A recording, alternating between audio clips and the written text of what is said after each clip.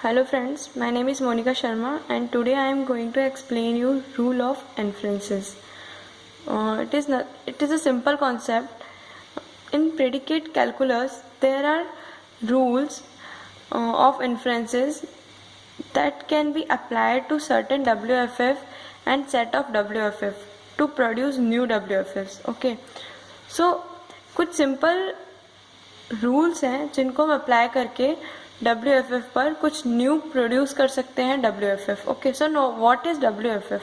WFF is nothing but a well formed formula. Okay, now what is well formed formula?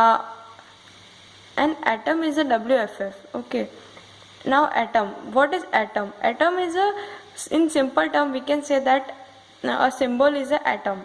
Okay, so the symbols such as P, Q, R that are used to denote preposition logic called atoms. Okay, so prepositional logic में जो P, Q, R जो variables use हो रहे हैं उन्हीं को हम symbol बोलते हैं और ये सिंबल ही एटम्स हैं, तो हम कह सकते हैं कि जो सिंबल है वही WFF कहलाएंगे. ओके, सो कुछ फीचर्स है WFF के, वो हैं if P is of WFF then negation of P is WFF. It means अगर P WFF है तो उसका जो नेगेशन ऑफ P है वो भी WFF होगा. ओके, और in next if P and Q are WFF then अगर P और Q दो सिम्बल्स हमको गिवन है, सो उनसे जो भी जनरेट हो रहे हैं P एंड Q, P और Q, P implies Q, P double implies Q are WFFs. Okay, तो ये भी WFF होंगे. The set of all WFF can be generated by repeatedly applying rules. Okay, it means अगर हम इन rules को apply करते रहें तो हमें कुछ नए WFF मिलेंगे. ओके, हम कुछ नए WFF जनरेट कर सकते हैं.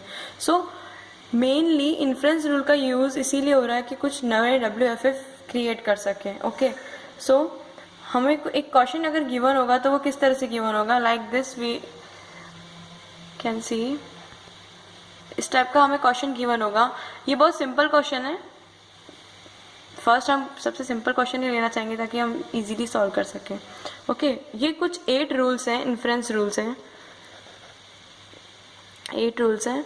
Modus ponens, modus tollens, hypothetical syllogism, disjunction syllogism, addition, simplification, conjunction और रिजोल्यूशन. ओके, सो इन्हें हमें याद करना पड़ेगा ताकि इन सिनेरियो को देख के हम हमारा क्वेश्चन सॉल्व करेंगे. ये कुछ फिक्स कंडीशन है, इसको कहीं चेंज नहीं करना है. हमारे वेरिएबल्स चेंज हो सकते हैं बट ये कंडीशन सेम रहेगी. लाइक P की जगह आप A हो सकता है आपके क्वेश्चन के हिसाब से. जो भी वेरिएबल आप आपके क्वेश्चन के हिसाब से लोगे वो हो सकता है बट कंडीशन यही रहेगी. मोडस पोनेंस के लिए होगा P अगर गिवन है फर्स्ट कंडीशन में और सेकंड कंडीशन में हमें गिवन है P इम्प्लाइज Q, तो उसका आंसर होगा Q. मोडस टॉलेंस के लिए अगर नेगेशन ऑफ Q गिवन है, P इम्प्लाइज Q गिवन है, तो हमारा आंसर होगा नेगेशन ऑफ P.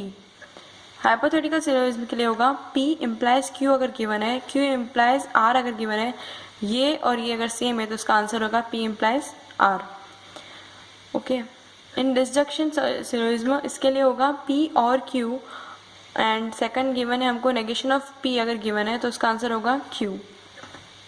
और एडिशन और सिंप्लीफिकेशन मोस्टली अगर हमें कोई कंडीशन हमारी सिनेरियो को सेटिस्फाई नहीं कर रही तो हम उसको चेंज कर सकते हैं. इन चेंजिंग के लिए यूज होता है. अगर सिंपल फॉर्म में हमें गिवन है P तो हम उसमें ऐड कर सकते हैं P और Q हमारे कंडीशन के हिसाब से. और है सिंप्लीफिकेशन, अगर P एंड Q गिवन है तो हमारा आंसर हो जाएगा only P for simplification. Next conjunction given है P first condition and second condition is Q, then हमारा answer is P and Q. For resolution P और Q गिवन है, negation of P और R गिवन है, तो answer होगा P Q और R. Okay, ये हमारे 8 रूल्स हैं. इनके हिसाब से हम क्वेश्चन सॉल्व करेंगे. Okay, so this is the question.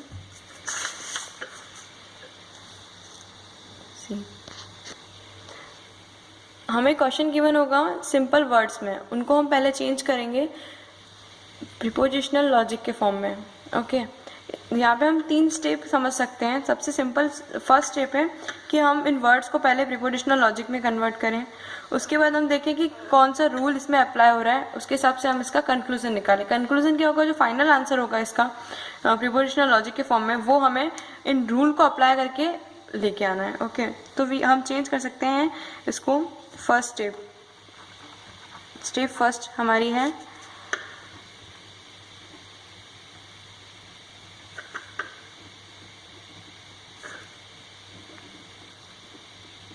Form. Okay, हमें गिवन है रामा वर्क्स हार्ड। ओके, सो हम इस पूरे को हम एक वेरिएबल दे देंगे। सो प्रीपोजिशनल लॉजिक में कन्वर्ट करने के लिए हमें इनको पहले वेरिएबल्स दे देते हैं। सो रामा वर्क्स हार्ड, इसको हम वेरिएबल दे देते हैं एक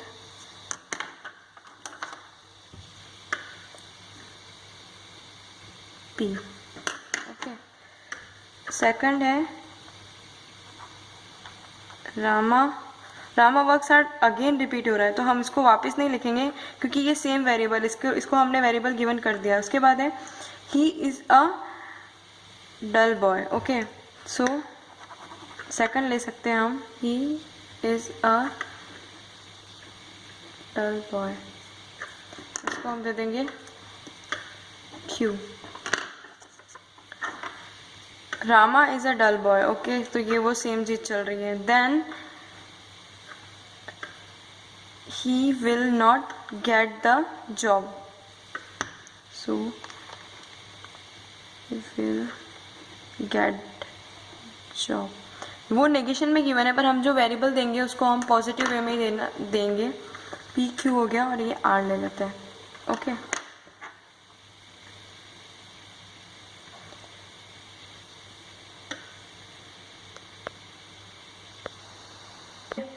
सो अब हमारा ये काम हो गया, हमने वेरिएबल दे दिए। प्रीपोजिशनल लॉजिक में लॉजिक के लिए लॉजिक फॉर्म के लिए हमने पहले वेरिएबल्स दे दिए।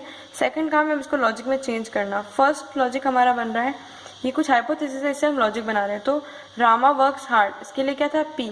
सो हमारी फर्स्ट कंडीशन क्या हो गई है, P only.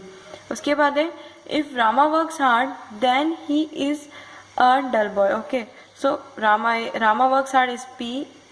For then we will use implies, और second है he is dull boy, so he is dull boy means Q, so Q। फिर थर्ड हाइपोथेसिस है if Rama is a dull boy then he will not get the job।